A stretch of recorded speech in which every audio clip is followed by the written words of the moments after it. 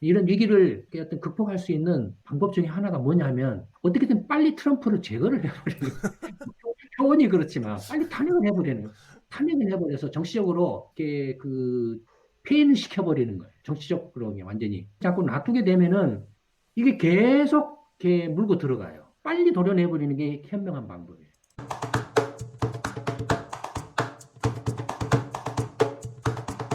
대단히 감사합니다. 시민주도 정치물갈이 이순신 프로젝트, 오늘은 엑스트라를 대규모로 영입했습니다.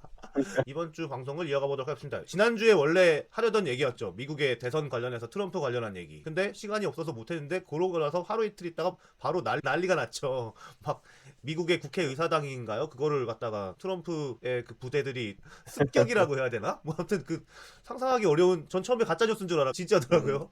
그런 일이 있고 하면서 트럼프는 이제 물러나는 형식으로 되고 있는 것 같고, 소장님도 그거 관련해서 시평을 좀 쓰셨죠. 소장님 말씀 들어보도록 하겠습니다. 네, 안녕하십니까. 지난주에 그 미국의 이제 그 트럼프 대통령과 관련해서 좀 이야기를 하려고 했었는데 시간이 좀 이렇게 많이 오버가 돼서 못했는데 사실 지난주에 그 촉이 왔어요. 아, 그걸 했어야 되나? 네, 촉이 왔어요. 이건 틀림없이 트럼프가 뭔가 사고 치고 나갈 거다. 아니나 다를까 바로 사고를 쳤잖아요. 사고 내용은 지금 이렇게 다들 아시니까 지금 현재의 상황은 추가적인 공격이라고 해야 되나요? 예, 트럼프 지지자들이 뭐 무장 공격을 하는 준비를 하고 있다. 미국 전역에 걸쳐서 취임식 때도 그런 무장 공격을 계획을 하고 있다. 뭐 이런 이제 뉴스들이 나오고 있죠. 뭐 FBI의 어떤 정보로서 이렇게 나오고 있죠. 그래서 상당히 그 상황이 급하게 돌아가는데 한편은 또 정치권에서는 이제 도저히 트럼프 대통령은 이대로 이렇게 그 보낼 수가 없다. 어떻게 쓰든지 탄핵을 시켜야 된다라는 그런 이제 움직임이 당연히 1차적으로는 트럼프 대통령이 져야 되죠. 네. 그다음에 또 책임을 진다면 누가 책임을 져야 됩니까? 공화당. 그 다음에 공화당이 공화당이 책임을 져야 돼요. 공화당이. 네. 이제 어떻게 책임을 지느냐 하면은 이제 미 의회를 습격한 것은 이게 정치적인 차원의 입장 차이라기 지금 이건 민주주의를 이렇게 공격한 거다. 민주주의를 공격한 거다라고 해석을 한다라면 민주당이든 공화당이든 정파의 관계가 없이 그 트럼프 대통령에 대해서 책임을 물어야 되는 거죠. 그것이 민주당이든 공화당이든 트럼프 대통령과 그 지지자들의 반민주적 행태에 대한 양대 정당으로서의 정치적 책임을 지는 것이기도 하죠. 그런데 여기서 좀 궁금한 게 한 가지 있죠. 이제 그러니까 미 의회를 습격한 걸 정치적 싸움으로 보면 대상 탄핵을 할 수가 없어요. 할 수가 없다고 하면 탄핵할 어떤 명분이나 명분이, 정당성이 없는 거예요. 그냥 정치적 싸움에 불과하기 때문에. 음, 그러면은 지금 미 의회 습격을 탄핵을 한다라는 건 뭐냐면 그건 정치적 문제가 아니다라는 거예요. 뭐 어떤 문제냐? 헌법의 문제라는 거예요. 우리가 지난번에 그 공화국에 대해서 이야기를 했잖아요. 네. 미 합중국 공화국이죠. 연방공화국이죠. 공화국이 뭐라고 그랬죠? 공익적 가치를 공유하는 집단이라고 그랬죠. 사람들이 모여서 우리 이런 서로 이렇게 가치관을 공유를 하니 우리 공동체를 만들자. 공동체를 만드는데 이걸 그냥 말로만 할 게 아니라 명문화하자. 규칙이나 룰을 정하자. 그게 그 공화국의 헌법인 거예요. 말하는 공익이라는 게 뭐죠? 공익이라는 게 흔히 우리가 말하는 무슨 뭐 도로나 철도 같은 공공 인프라라든지 아니면 무슨 복지제도라든지 뭐 이런 그런 의미의 공익이 아니에요. 자유 뭐 이런 건가요? 그렇죠.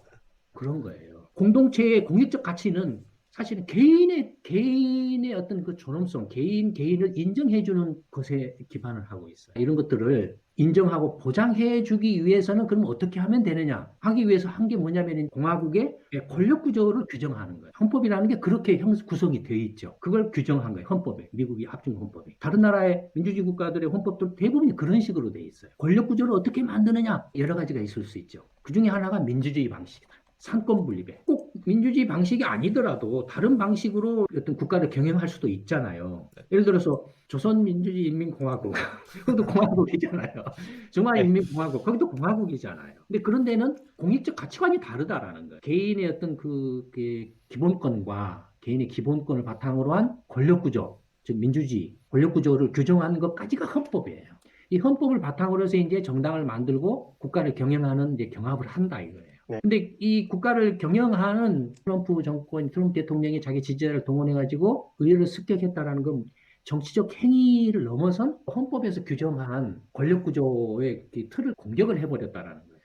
그렇기 때문에 헌법적인 문제이기 때문에 이건 공화당이든 민주당이든 탄핵의 대상이 돼. 그러면은 이제 상원에서 3분의 2 이상이 찬성을 해야 통과가 되는데 탄핵이 이제 승인이 나는데 지금 미국 상원은 50대 50이다. 그러면 이제 공화당은 여전히 트럼프와 그 지지자들의 미의의 습격에 대해서 탄핵에 동의하지 않는다라는 대다수가. 예. 사실은 미국 공화당이 문제예요. 그러니까 공화당이 책임을 안 지는 거예요. 책임을 안 지는 걸 넘어서서 트럼프에 동조를 하는 헌법 파괴적인 정당으로 변질돼 버린 거예요, 지금. 미국이 예컨대 트럼프가 일단 어떻게 보면은 그 150명 가까이가 트럼프에 묻어가는 그런 사람들이라고도 할 수 있죠. 그렇기 때문에 트럼프를 제거를 해버리면 150명이 또 이렇게 뿔뿔이 흩어질 가능성이 있죠. 그런데 만약에 트럼프를 제거를 했는데도 불구하고 150명이 똘똘 뭉쳐 있다면 미국은 심각한 거예요. 아, 그러니까 제가 보기에는 트럼프 이전의 공화당과 트럼프 때 공화당이 완전히 달라요. 근데 지금 트럼프 정권에 들어와서는 이 공화당이 이 150명 가까이가 완전히 트럼프화 돼 버렸어. 어떻게 되면 트럼프화 됐다라기보다는 그런 그 정치 그 공화당의 그 지지 세력들이 공화당으로 들어와서 트럼프 친위대가 돼 버렸다. 16명이나 17명이 민주당 탄핵에 찬성을 해야 돼. 50명 중에. 그러니까 그 탄핵에 찬성을 하면은 그래도 공화당이 아직 살아있다라고 보고. 네. 그렇지 않을 경우에는 공화당이 변질됐다라고. 4년 후에 만약에 트럼프가 재출마를 선언하면 어떤 상황이 벌어질 것 같아요? 또 난리 나겠죠. 지금보다는 걷잡을 수 없이 난장판이 돼버리겠죠. 지금 예. 당선될지 안 될지는 차치하고 예. 재출마한 것 자체만으로도 엉망진창이 돼버릴 거예요. 어떤 미국의 어떤 그 갈등과 대립이나 분열의 골이 깊어지는 위기에 처했다 이거예요.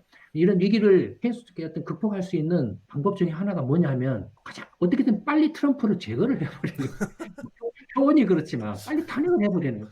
탄핵을 해버려서 정치적으로 이렇게 그 폐인을 시켜버리는 거예요. 정치적으로 완전히. 자꾸 놔두게 되면은 이게 계속 이렇게 물고 들어가요. 빨리 도려내버리는 게 현명한 방법이에요. 그 방법이 탄핵이다. 그렇죠. 신속하게 탄핵을 하는 거예요. 그러니까 그러니까 탄핵이 됐든 파면이 됐든 모든 사람들이 이제 트럼프는 더 이상 정치할 수 없어.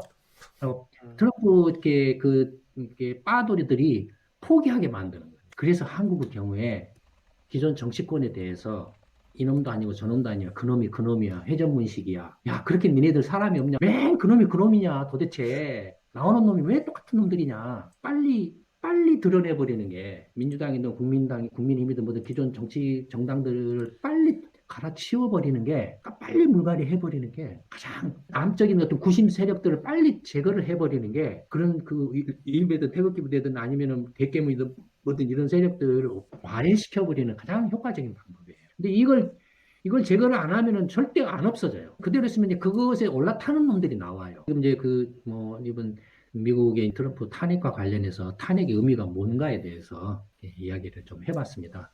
미국을 위한 소장님의 강의. 이 강의를 공화당이 좀 봐야 되는데. 매번 그냥 정치인이 내가 책임을 질게 할 때 그러면 나 그냥 그동안 하던 거 안 하고 그냥 집에 갈게 하고 거기서 끝나버리면 이게 뭔가 책임을 지는 것 같지가 않단 말이에요. 그럼 이게 일반 시민 입장에선 저러다가 말 거면 나도 차라리 저러는 게 나을 것 같은데 하다가 그냥 뭐 내가 좀 했다가 실수한 것 같으면 내가 여기까지만 하고 나 그만할게 저럴 것 같으면 이게 과연 이게 정치인이 책임지는 건가 해서 제가 매번 궁금한 게 정치인이 책임을 져야 된다라는 게 어느 선까지가 돼야 이게 정치인의 책임인가가 그게 매번 궁금했거든요. 그게 지금 우리 곽동현 MC 지적한 게 사실은 좀 그 문제예요. 이제 예를 들어서 우리 그런 이야기 예전에 많이 했잖아요. IMF 사태가 터져갖고 수많은 가정이 파괴되고 수많은 기업이 파산하고 그래서 많은 사람들이 자살했잖아요. 네. 그런데 그 IMF를 이렇게 터지도록 해서 이렇게 국가를 잘못 경영한 대통령이나 어떤 그 장관이나 정치인들, 국회의원들은 뭐 그냥 자기 임기 끝나고 그냥 그만하거나 아니면은 나중에 한 번 쉬었다가 다시 나오거나 그런다 이거예요. 그럼 그게 책임이냐? 실제로 사람들은 이제 많이 그 잘못된 국가 운영 경영으로 인해 가지고 엄청난 국가적 피해가 발생하고 많은 사람들이 죽고 그랬는데 경제적 피해도 당하고 발생하고 했는데 그게 책임이냐? 사실 문제죠 그런 것들이. 문제인데 지금 현재의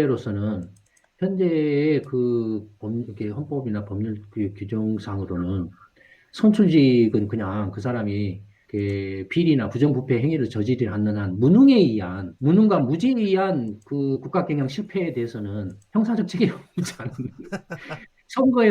선거에서 한번 시켜주고 안 시켜주고의 정도의 책임에 불과하다라는. 결국은 그 책임은 그렇게 되면 결국은 네가 책임져라라는 거예요. 그 사람들을 뽑아준 네가 책임져라라는 거예요. 네 책임이다라는 거예요. 네가 선거를 잘해야 된다. 근데 그것도 웃기는 게 아무리 내가 선거를 잘하려고 해도 그놈들 나와서 이렇게 해전문식으로 그놈들이 나와서 하는데 도대체 나보다 표를 어떻게 잘 찍으라는 거냐. 그런 딜레마죠. 미국도 마찬가지잖아요. 미국 사람들도 이미 공화당도 싫고 민주당도 싫어서 그래서 트럼프가 튕겨 나온 거잖아요. 예. 네.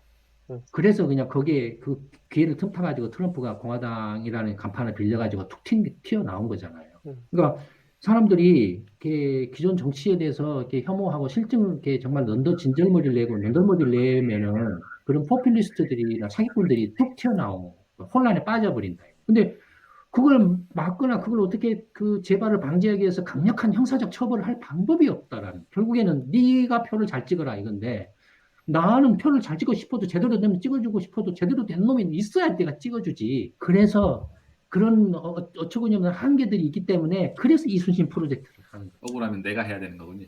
박동님이 그 지금 말씀하신 것을 저는 벌써 한 15년 전, 20년 전 외환위기 때, 그다음에 15년 전에 이미 그런 한계를 느껴가지고 이건 네가 잘 찍을 수밖에 없다. 내가 잘 찍어주려 하는데 도대체 찍어줄 놈이 없다. 국가를 제대로 경영할 무능하고 무지, 근데 부정부패하고 비리는 법적으로 처벌할 수 있다 이거예요. 그러나 무능하고 무지하고 하는 것은 도덕적 해이나 이런 것들은 법적으로 처벌할 수가 없다 이거예요. 그러면 그렇지만 어떻게 보면은 부정부패나 비리보다도 더 악하다 이거, 악질적이다 이거예요. 악성이다 이거예요.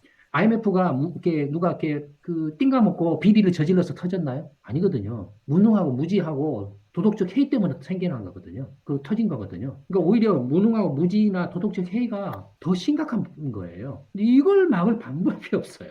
그러니까 그런 이렇게 무능하고 무지하고 이렇게 도덕적 해이로 넘쳐나는 자들이 계속 나오는 거예요. 그러면 이제 그놈이고 그냥 그러니까 지금 그걸 해결할 수 있는 방법은 딱 한 가지 물갈이 하는 것 외에는 없어요. 새로운 일반 시민 사회로부터 새로운 정치 세력을 세력화해가지고 제대로 이제 국가를 경영할 정책 역량을 갖춘 정치인들을 키워가지고 그 사람들을 세력화해서 새로운 어떤 정당을 만들어서 이렇게 정권 교체를 해가지고 완전히 이렇게 제거를 시켜버리는 방법 외에는 다른 방법이 없어요.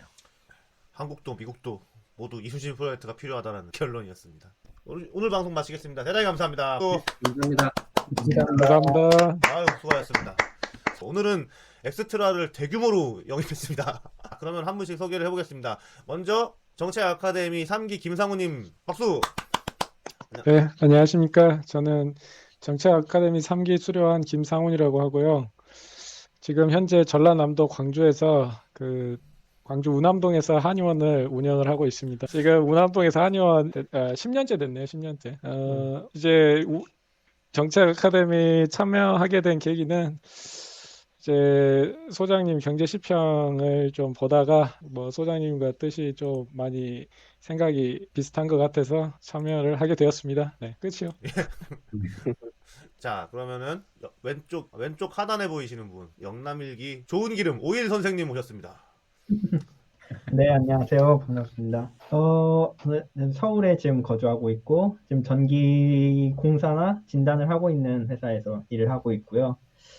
정책 아카데미는 제가 이제 영남에서 수료를 했고, 그때 수료할 때랑 지금이랑 마음가짐은 거의 똑같아요. 그때도 이런 사회에 안 좋은 거, 특히 정치적으로 안 좋은 것들, 그런 것들을 싹 다 바꿔보자라고 해서 시작을 하게 되었는데, 이게 좀 하루빨리 바뀌었으면 하는 바람으로 지금도 계속 꾸준히 참여를 하고 있습니다. 그래서 이걸 보시는 다른 분들도 수료를 안 하셨으면은 꼭 아카데미 참여를 하셔서 들었으면 하는 바람으로 이번에 이제 이 영상 나가면서 꼭 한 번쯤 이제 소장님이나 연구소에 연락을 해주셨으면 좋겠습니다. 네, 이상입니다. 이름도 오일, 에너지고 하는 일도 전기, 에너지가 넘치시는 오일 선생님의 말씀 잘 들었습니다. 자, 그럼 우측 하단에 계시는 정책 아카데미 9기 곽동윤 선생님 모셨습니다. 박수. 안녕하세요. 저는 정책 아카데미 9기를 수료한 곽동윤입니다. 저는 강원도 원주에 거주 중이고요. 이제 하는 일은 일반 건강기능식품 회사원입니다. 이제 회사에서 일을 하고 있고, 제가 이제 그 정책 아카데미를 수료하게 된 계기는 제가 연구소, 김강수 경제연구소를 안 지는 꽤나 오래됐어요. 제가 2007년부터 알긴 알았는데 틈틈이 그냥 이렇게 오다가 이제 어떻게 이제 좀 사회생활이 안정되고 나서부터 이제 자주 오기 시작하다가 보니까 소장님 말씀이나 그렇게 내가 사회에서 일하면서 겪었던 그 바가 좀 일치하는 게 많은 것 같아가지고, 그리고 기존의 정치인들이 하는 행태 중에 잘못된 행위들도 또 소장님이 하시는 말씀이 맞는 것 같고, 이제 뭐 정치나 시장 경제 이게 뭔가 도대체 뭐가 다른 건고 내가 이때까지 모르던 이런 새로운 뭔가가 있나 싶어서 어떻게 이제 참여를 하게 되었는데, 다른 많은 분들도 만약에 이렇게 경제연구소 시평을 보셨다거나 뭐 동영상을 보셨다거나 하는 분들이 뭔가 긴가민가한 게 있다거나 아직까지 뭔가 갈팡질팡한다거나 현재 있는 정치인들을 그대로 놔둬도 우리가 괜찮은 게 아닌가라는 고민에 많이 빠지셨던 분들이 계셨다면 한번 오셔서 한번 들어보시는 좋은 계기가 되었으면 좋겠습니다. 감사합니다. 아, 엑스트라들이 생각외로 말을 잘하네요. 근데 요거를 영상 초반에 넣으면 채널 돌아가겠죠? 뒤쪽에